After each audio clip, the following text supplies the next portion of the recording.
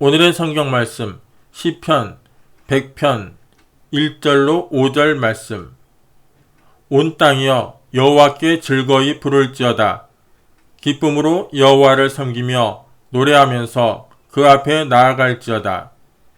여호와가 우리 하나님이신 줄 너희는 알지어다. 그는 우리를 지으신 자시요 우리는 그의 것이니 그의 백성이요 그의 기르시는 양이로다. 감사함으로 그 문에 들어가며 찬송함으로 그 궁정에 들어가서 그에게 감사하며 그 이름을 송축할지어다. 대저 여호와는 선하시니 그 인자하심이 영원하고 그 성실하심이 대대에 미치리로다. 주님 좌우에 계신 분들에게 우리 주님께 감사합시다. 인사와 주시기 바랍니다. 오늘 저는 여러분과 함께 추수감사의 뜻이라는 제목으로 은혜를 나누고자 합니다. 여러분, 삶의 성공과 실패는 우리의 운명과 환경이 아니라 어떤 운명과 환경에 우리를 던져 놓았을지라도 그곳에서 우리가 가지는 마음의 태도에 달려있는 것입니다. 우리 사람의 마음이 잘못된 태도를 가지고 있으면 어떤 복된 처지에 갖다 놓아도 그는 실패합니다. 그러나 마음의 태도가 올바른 사람은 어떻게 어려운 환경에 갖다 놓아도 그 환경을 변화시키고 위대한 성공을 가져오게 되는 것입니다. 그러므로 사람은 이 세상에 살면서 자기의 잘못된 마음의 자세를 고치고 감사하고 찬송하는 긍정적인 삶의 자세를 취해야 하나님이 주시는 시간과 공간에서 하나님이 주시는 만물을 가지고 성공적으로 인생을 살 수가 있는 것입니다. 이 세상에 살면서 끊임없이 은혜를 받고도 늘 불평하는 사람이 있습니다. 이 사람은 자기 주위 환경 가운데 감사할 것을 찾는 것보다는 늘 불평할 것만 찾아서 다니며 불평을 합니다. 이런 불평은 마치 연기와 같아서 연기가 사람의 눈을 아프게 하는 것처럼 모든 사람들의 마음을 괴롭힙니다. 사람들은 그와 같은 불평분자와 같이 있기를 원치 않습니다. 이 사람은 가는 곳마다 부정적인 환경을 만들어 놓고 마는 것입니다. 그렇지 않으면 혹은 원망하는 사람, 하나님을 원망하고 부모를 원망하고 나라를 원망하고 이웃을 원망합니다. 원망투성이로 인생을 사는 사람, 이것은 실패하는 인생을 사는 사람인 것입니다. 어떤 사람은 미움과 분노를 늘 가지고 삽니다. 마음속에서 하루도 쉬지 않고 사람을 미워하고 늘 화를 내고 성을 냅니다. 이와 같은 사람하고 누가 같이 살겠습니까? 이러한 사람은 곧장 소외되어버리고 말고 스스로도 외로워지고 우울해지고 나중에는 자기 연민에 빠져서 쓸모없는 사람들이 되어버리고 마는 것입니다. 어떠한 사람들은 자기 본인적인 이기주의에 있어서 모든 것을 자기만 중심으로 생각합니다. 내게 있는 것을 내게 주소서. 자기 것만 찾습니다. 다른 사람이야 죽든 말든 생각하지 않습니다. 함께 잘 살고 공동의 이익을 추구하는 그런 마음은 전혀 버리고 나만 잘 입고 잘 먹고 잘 살고 편안하면 그로서 된다는 이러한 이기주의적인 사람, 이러한 사람도 그 인생을 완전히 실패케 하는 것입니다. 여러분, 이와 같은 여러 가지 잘못된 마음의 태도를 가지고 살면은 그 마음속에 부정적인 태도가 꽉 들어차게 되고, 그리고 어느 곳에 간지 사람들과 대결을 되게 되고 오해를 가져오고 불협화음을 가져오게 되는 것입니다. 이러므로 이렇게 되면 아무도 자기를 도와줄 수 있는 사람이 없어집니다. 자기의 친가족도 멀리하고 친척도 멀리하고 친구들도 떠나가 버리고 마는 것입니다. 이러한 사람들은 자기를 도와줄 수 있는 혈육이나 친구나 이웃을 잃게 되고 하나님의 은혜조차 빼앗겨버리고 마는 것입니다. 그러나 그와 반면에 인생을 항상 감사와 찬송으로 사는 사람이 있는 것입니다. 어느 곳에 가든지 그는 감사할 것을 찾고 찬양할 것을 찾습니다. 좋은 것을 가지고만 감사하는 것이 아니라 좋지 않고 어려운 일에도 감사하고 찬송하는 사람이 있습니다. 이러한 사람은 같이 살기에 참으로 즐거운 사람인 것입니다. 언제나 그런 마음이 밝고 맑고 환하고 긍정적이고 적극적인 것입니다. 감사와 찬송은 우리의 마음을 밝고 맑고 환하게 만들어주는 것입니다. 또 이 세상에 살면서 언제나 마음에 사랑을 동기로 가지고 살면서 사람들을 이해하고 동정하려고 애를 쓰고 편벽됨이 없는 이해하는 마음을 가지고 사는 사람들이 있는 것입니다. 이러한 사람들은 언제나 그 마음이 긍정적이고 적극적인 것입니다. 이러한 태도를 가지고 있으면 많은 돕는 자가 생겨나고 친구가 생겨나고 어려운 일을 당하면 수많은 사람들이 와서 함께 짐을 짊어져 주시고 이러한 사람이 엎드려서 기도하면 하늘에 계신 하나님조차도 그 기도를 들어주시는 것입니다. 그러므로 하나님께서는 우리에게 범사에 감사하라고 말씀하는 것입니다. 범사라는 것은 좋은 일만이 범사가 아닙니다. 나쁜 일도 범사인 것입니다. 좋은 일은 하나님이 좋게 해주시니 감사한 일이고 나쁜 일이 생기면 그 나쁜 일조차도 전국적으로 합쳐서 하나님께서 좋게 만들어줄 것을 믿고 감사드릴 수 있는 이 범사에 감사하는 마음을 하나님은 가지라고 말하고 계신 것입니다. 여러분, 더구나 하나님의 축복을 받고도 원망, 불평, 탄식하는 사람은 하나님 앞에 설 수 있는 자격이 없습니다. 우리는 하나님께서 한 해 동안 베풀어 주신 축복을 일일이 헤아려보고 그 축복을 가지고서 하나님께 큰 감사를 드리고 하나님을 찬양해야 되겠습니다. 왜냐하면 감사는 더 많은 축복을 가져오는 것입니다.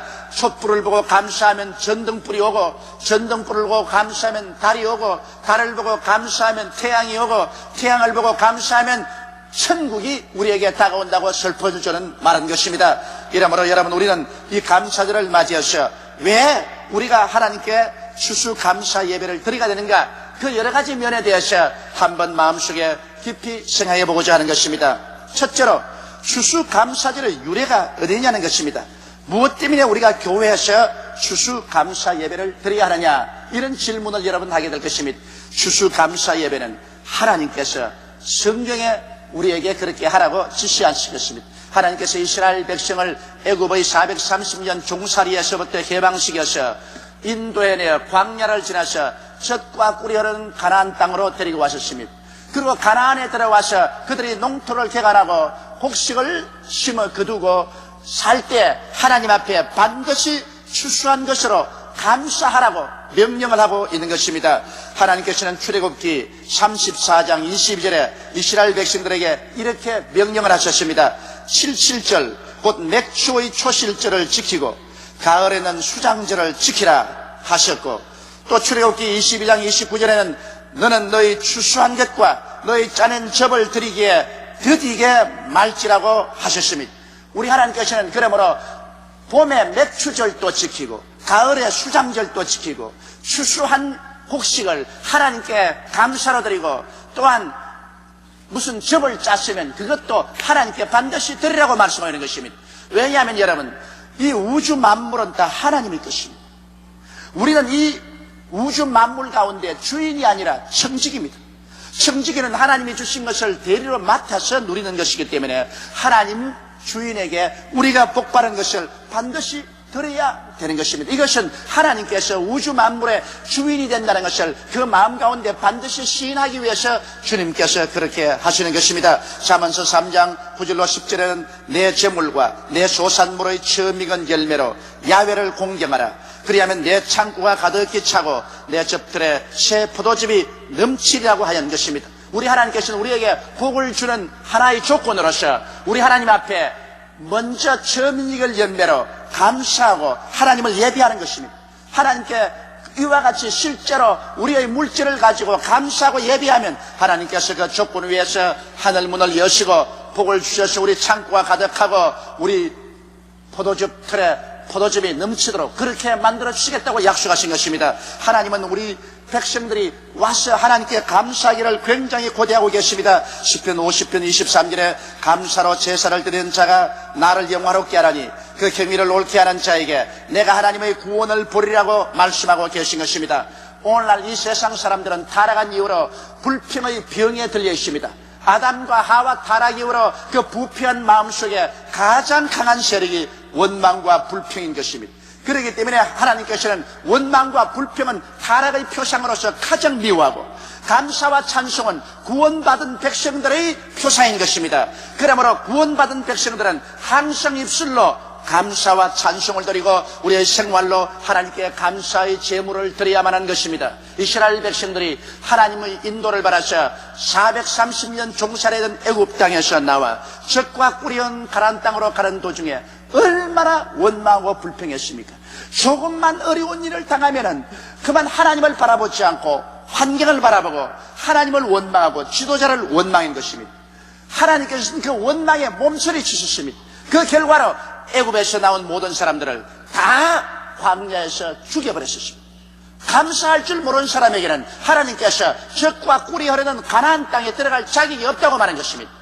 그러나 감사하는 사람 여호수아와 갈렙을 통해서 그 후손들을 이끌고 젖과 꿀이 흐르는 가나안 땅으로 들어갈 수가 있었던 것입니다. 오늘날 또 하나님께서는 우리 앞에 젖과 꿀이 흐르는 가나안 땅을 예비해 놓았습니다. 우리 하나님께서는 예수 그리스도의 십자가를 통하여 우리에게 가나안 땅을 예비해 놓은 것입니다. 용서의 가나안 땅을 예비해 놓았었으며 하나님과 화해하고 성령 충만받을 가나안 땅을 예비해 놓았었으며 우리가 마귀와 질병에서 해방을 얻고 건강을 얻을 수 있는 가나안 땅을 예비해 놓았었으며 저주에서 일체 해방을 얻고 아브라함의 축복에 이른 가나안 땅을 예비해 놓았었으며 우리 마음속에 천국의 영광을 가지고 천국의 소망 중에 살 수 있는 가나안 땅을 바로 십자가 밑에 주님께서 마련해 놓으신 것입니다. 다윗은 야훼는 나의 목자시니 내게 부족함이 없다고 말했는데 바로 우리 하나님께서 우리에게 부족함이 없는 푸른 초장과 쉴만한 물가는 오늘날 우리 십자가 밑에 하나님께서 펼쳐놓은 것입니다. 그러므로 십자가 밑은 우리의 목장이요 우리의 가나안 땅인 것입니다. 우리가 십자가를 통해서 하나님께서 펼쳐놓은 이 오중복음의 놀라운 축복의 목장 가나안 복지에 들어가기 위해서는 우리 마음속에 원망과 불평과 탄식을 제껴버려 만드는 것입니다. 원망과 불평과 탄식하고 있으면 이 가나안 땅과 우리는 상관이 없습니다. 주 앞에 나가는 자는 감사함으로 그 앞에 나가며 찬송함으로 그 앞에 나가라고 말하는 것입니다. 감사와 찬송이 바로 하나님 앞에 나가는 문을 활짝 열어놓게 되는 것입니다. 그렇기 때문에 우리가 이 추수감사절뿐 아니라 이때를 기준으로 해서 우리의 마음 가운데 원망과 불평의 그 모든 해독을 다 씻어내버리고 우리 주 예수 그리스도의 은혜를 인하여서 아버지 하나님께 감사하고 찬송하며 감사와 찬양의 제물을 가지고 주 앞에 나가서 하나님 앞에 연락당하고 하나님의 사랑을 받고 하나님의 은총을 받는 여러분 되시기를 주님 이름으로 축원합니다. 그러면 둘째로 우리나라에 언제 이 감사절이 들어왔느냐? 물론 추수감사절은 성경이 말씀한 것이지만 언제 이 추수감사절기를 우리 교회에서 지키게 되었냐, 이 역사적인 사실을 우리가 좀 알아봐야 되는 것입니다. 우리나라의 교회의 추수감사절은 미국 선교사들에 의하여 복음선교와 함께 우리나라에 들어오게 된 것입니다. 그러면 미국 선교사들은 어디에서 이 감사절기를 지키도록 우리에게 가져왔을까요? 지금으로부터 369년 전 1620년 9월에 영국의 청교도들이 도저히 영국의 구교의 제임스 왕 밑에서 살 수가 없었습니다. 마르틴 루터의 종교개혁 이후로 영국에 새로운 신앙운동이 나섰습니다. 하나님 말씀만 믿고 믿음으로 의롭다함을 얻는 이 신앙의 운동이 일어나자 수많은 사람들이 예수를 믿고 청결한 삶을 사는 그런 운동이 났습니다. 그래서 제임스 왕이 이러한 신자들을 보고 청교도라고 말했었습니다. 이 청교도들이 제임스 왕의 그 구교의 압력에 견딜 수가 없었어요. 그들은 자유롭게 하나님을 섬기며 하나님께 영광을 돌리는 신천신지를 찾아가자고 작정을 했었습니다. 그래서 청교도 102명이 메이플라워라는 배를 타고 화란의 항구에서부터 출발해서 장장 석 달을 파도가 센 태스양에 목숨을 걸고 도전해서 미국의 동부 해안으로 간 것입니다. 그 당시에 배란 범선으로 얼마 크지 않습니다. 이러한 배가 태스양을 3개월이 걸려서 건너갔습니다. 요새 비행기로는 불과 5시간이면 건너가는 곳인데요. 벌써 배를 타고 건너오는 동안에 많은 사람이 배 안에서 죽었었습니다. 그리고 육지에 도착했을 때는 건강한 사람이라고는 5, 6사람밖에 없었다고 말하고 있는 것입니다. 그러한 어려운 가운데 그들은 육지에 내려서 통나무를 베어서 교회당을 짓고 그리고 그 다음 그들이 살 주택을 지었었습니다. 황무지를 있는 힘을 다해서 노심초사하며 개간했었습니다. 씨를 뿌리고 사는 동안에 아메리칸 인디안의 공격을 받아서 남은 사람들도 많이 죽고 부상을 당했었습니다. 그들은 원망하고 탄식할 수밖에 없습니다. 너무나 많은 희생을 겪었었습니다. 그럼에도 불구하고 가을에 추수에서는 바로 부모와 형제와 처자들이 묻힌 공동묘지 옆에서 그들은 거대한 추수감사 예배를 드렸었습니다. 하나님 앞에 여러 가지 추수한 것을 나와서 우리 아버지 하나님께 감사의 제사를 드렸었습니다. 하나님께서는 그들이 눈물로 제사 드리는 것을 기쁨으로 받아들였었습니다. 하나님이 얼마나 그 추수감사 예배를 기뻐하시던지 그때로부터 하늘 문을 여시고 주님께서 미국에 복을 내려 주셔서 불과 300년 역사 가운데 미국은 인류 역사상 제대로 부유하고 강한 나라가 되어버리고 마는 것입니다. 이 사실을 우리가 보게 될 때 감사와 찬송으로 시작한 나라는 하나님께서 흥하게 하고 하나님께서 왕성하게 한다는 것을 우리는 볼 수가 있는 것입니다.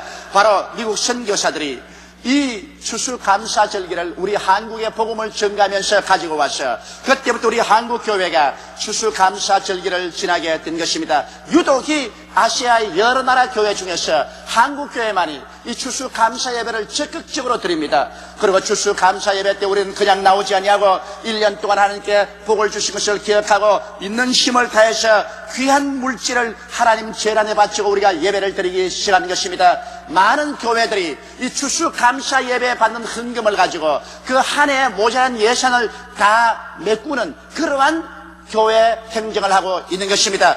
이와 같이 한국 교회가 오늘날 눈부시게 성장하고 발전하여 온 세계의 선망의 대상이 된 것도 한국 교회가 이 추수감사절기를 지키며 하나님께 적극적으로 감사하는 행동을 하기 때문에 하나님께서 기뻐하사 하늘 문을 여시고 우리에게 복을 내려 주신 것입니다. 이러므로 우리가 하나님께 끊임없이 감사의 제단을 쌓아야 됩니다. 교회에서도 감사의 제단을 쌓고 가정에서도 감사의 제단을 쌓고 또 국가적으로도 우리 하나님께 나와서 우리가 감사의 제단을 쌓아야 되는 것입니다. 감사로 제사를 드리는 가정은 하나님을 영화롭게 하고 감사로 제사 드리는 그 교회가 하나님을 영화롭게 합니다. 감사하는 그 국민이 하나님을 영화롭게 합니다. 하나님을 영화롭게 하고 빈손 들고 돌아올 수가 없습니다. 왜냐하면 하나님을 영화롭게 하면 하나님이 그 오른팔의 능력을 나타내 주셔서 우리에게 하나님의 구원을 베풀어 주시는 것입니다. 하나님은 우리의 영혼이 잘됨같이 범사에 잘되며 강건하고 생명을 얻되 넘치게 얻는 기적을 우리에게 반드시 베풀어 주는 것입니다. 이러므로 우리는 매일같이 결심을 하고 좋을 때나 어려울 때나 밝은 날이나 어두운 날이나 맑은 날이나 비 오는 날이나 하나님 앞에 감사할 조건을 찾아서 하나님께 감사 찬송하며 감사의 예물을 주께 드리는 삶을 살아야 되겠습니다. 셋째로, 그러면 왜 하나님은 추수감사를 기뻐하시는가? 그 이유를 우리가 한번 알아보십시다. 추수감사 행위는 하나님을 인정하는 것이기 때문에 우리는 하나님께 드려야 되고 하나님이 기뻐하시는 것입니다. 하나님께서는 하늘도 하나님이 지으셨고 땅도 하나님이 지으셨습니다. 바다도 육지도 그 가운데 충만한 것을 다 하나님이 지으셨습니다. 그리고 우리 인생들에게 햇빛을 공짜로 주시고 이 숨쉬는 공기를 값없이 주시고 물을 값없이 주시고 이 세상의 오국백과를 주님께서 다 우리에게 주셨습니다. 하나님이 주신 것이 얼마나 풍성합니까? 우리는 거기에 조그마한 인간의 노력으로 가공했을 따름이지 모든 것은 하나님께서 우리에게 주신 것입니다. 그러므로 하나님께서 주신 것을 우리가 받아서 누리고 그것을 가지고 하나님께 감사할 때 우리는 하나님의 언덕으로 삽니다. 하나님은 우주의 창조주가 되시고 우리의 주가 되십니다. 우리는 하나님의 기르시는 양이요 하나님의 백성입니다 하고 겸비하게 하나님께 이것을 고백하는 행위가 되는 것입니다. 타락한 이후로 인간들은 인본주의에 서서 하나님을 내어 쫓아버렸습니다. 인간을 하나님 자리에 앉혀놓고 인간이 스스로가 하나님에 대해 자기 스스로를 찬양하고 칭찬하고 살아왔습니다. 하나님은 이 인본주의를 미워하시는 것입니다. 인본주의를 따라가는 모든 사람들은 마지막 심판을 받고 불과 유황으로 타는 못에 떨어질 것입니다. 그러나 인본주의에 처한 사람은 하나님을 인정도 아니하고 하나님께 감사도 하지 않습니다. 그러나 추수감사 예배를 드리는 사람은 1년 내내 우리를 두루 살펴주시며 우리에게 복을 주시는 하나님이 계신 것을 인정하고 하나님께 예배를 드리기 때문에 하나님께 기뻐하시는 것입니다. 여러분, 이 세상 모든 인격자는 인정받기를 바랍니다. 인격을 가진 사람은 무시당하고 멸시당하면 그곳에서 소멸되는 것입니다. 어떠한 남편도 무시당하면 그 남편은 아무 일도 못하면, 어떠한 아내도 무시당하면 그 가정에서 생기를 잃어버리고 삶의 이욕을 상실해버리는 것입니다. 자녀들이 부모에게 너무 무시당하면 그만 방탕해버리고 마는 것입니다. 사람들은 모두 다 인격을 가지고 있기 때문에 인정을 받기를 원합니다. 하물며 하나님이 당신의 백성들에게서 인정을 받아야 될 것은 마땅한 일인 것입니다. 이러므로 우리는 감사를 드려서 하나님을 인정하는 행위를 해야만 하기 때문에 하나님은 추수감사 예배를 기뻐하시는 것입니다. 또 추수감사 예배는 좋으신 하나님을 고백하는 행위인 것입니다. 왜냐하면 우리 하나님은 좋으신 하나님인 것입니다. 하나님이 우리에게 나쁜 일 해준 것은 한 번도 없습니다. 도적이 오는 것은 도적질하고 죽이고 멸망시키는 것뿐이요, 인자가 온 것은 양으로 생명을 얻게 하되 풍성히 얻게 하려 왔다고 말한 것입니다. 하나님이 좋은 하나님이 아니시면 왜 하나님께서 세상을 이처럼 사랑하사 독생자를 주셔서 그 예수께서 나쁜 죄를 대신 짊어지고 가시며 원한과 미움의 담을 대신 흘려버리시며 마귀와 질병을 모두 다 격파하시며 저주와 가난을 한 몸으로 다 청산하시며 사망과 지옥을 다 멸하시고 우리에게 구원을 베풀려고 애를 쓰실까요? 예수님께서 와서 우리에게 주신 것은 나쁜 것은 하나도 없습니다. 가는 곳마다 죄를 용서하고 귀신을 쫓아내고 병을 고치고 가난한 자에게 먹을 것을 주시고 절망에 처한 자에게 소망을 주시고 죽은 자를 살리는 일밖에 한 것이 없습니다. 마귀는 나쁜 마귀입니다. 마귀는 아담과 하와를 깨어서 하나님을 반역하게 하고 하나님께 버림받게 하고 난 다음 마귀가 갖다 준 것은 무엇입니까? 인간에게 죄를 갖다 주고 하나님과 원한 관계를 만들어 놓고 그 결과로 마귀는 우리를 주인 노릇하며 소유해버리고 마음을 부패하게 하고 육체를 부패하게 해서 죽게 만들었습니다. 생활을 언제나 저주로 이끌어가기를 원하고 멸망과 지옥으로 우리를 이끌어가기를 원하는 것입니다. 그러므로 우리 하나님은 좋은 하나님인 건데 이 좋은 하나님께 우리가 감사의 제물을 드린 것은 하나님이 내게 좋은 것을 해줬다는 것을 고백하는 행위인 것입니다. 좋은 것으로 우리를 기쁘게 살게 하시는 좋으신 하나님께 우리가 감사를 드리지 우리에게 악을 행하고 나쁘게 행한 자에게 감사를 드릴 턱이 없습니다. 이 세상에도 우리에게 은혜를 베푸신 이에게 우리는 가서 감사하지 않아요? 우리가 감사를 드리고 찬양을 드리면은 반드시 그 대가로서 축복이 오는 것입니다.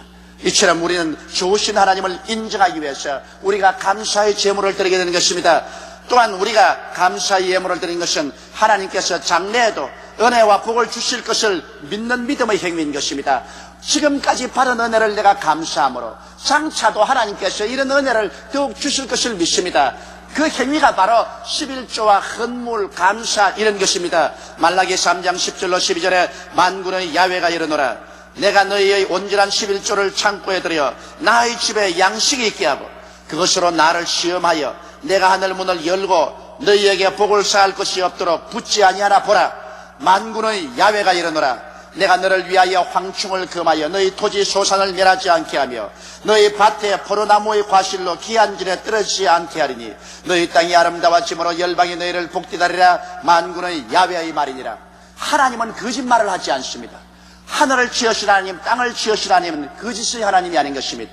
하나님의 말씀은 바로 그 속에 하나님이 거하는 곳입니다. 말씀이 곧 하나님이신 것입니다. 바로 하나님께서 이 말씀을 통해서 우리가 11조나 큰 물을 들여서 하나님께 감사의 제사를 드리면은 하나님께서는 우리의 환경 속에 모든 저주를 제하여 주겠다고 약속하고 계신 것입니다. 우리의 생활을 파탄케 하는 여러 가지 저주를 하나님께서 제하여 주시고 우리로 하여금 진실로 하나님의 축복 속에 살고 다른 사람조차도 저 사람들은 하나님께 복받은 사람이라고 시인하도록 만들어주겠다고 한 것입니다. 그렇기 때문에 우리는 하나님은 이와 같은 약속에 서서 장차도 계속해서 하나님이 축복해 주실 것을 믿는 믿음의 행위로서 우리는 하나님께 감사의 예물을 드리게 되는 것입니다. 성경에는 심고 거두는 법칙이 있습니다. 그러므로 적게 심는 자는 적게 거두고 많이 심는 자는 많이 거둔다는 말이 옳다고 바울 선생은 말씀한 것입니다. 우리 자연의 법칙에도 여러분 적게 심으면 적게 거두고 많이 심으면 많이 거두옵니다.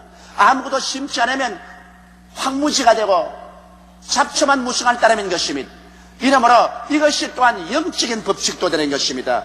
영적으로도 우리가 무엇인지 우리의 행위에서 하나님 앞에 많이 심으면 많이 거두게 되고 적게 심으면 적게 거두게 되는 것입니다. 하나님은 이 법칙을 무시하지 않습니다. 이렇기 때문에 우리의 삶 속에 우리는 하나님 손에 언제나 심어야 됩니다. 사랑의 행위도 심고 헌신의 행위도 심어야 되는 것입니다. 물질도 하나님 손에 심어야 되는 것입니다.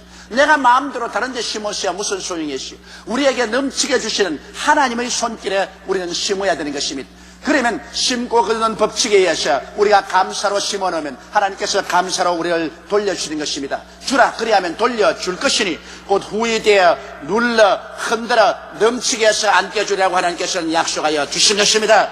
이러므로 오늘 이 시간 우리는 1년에 한 번씩만 모여서 이렇게 감사의 예배를 드릴 것이 아니라 우리의 가슴 속에 매일같이 감사의 제단을 쌓아야만 되는 것입니다.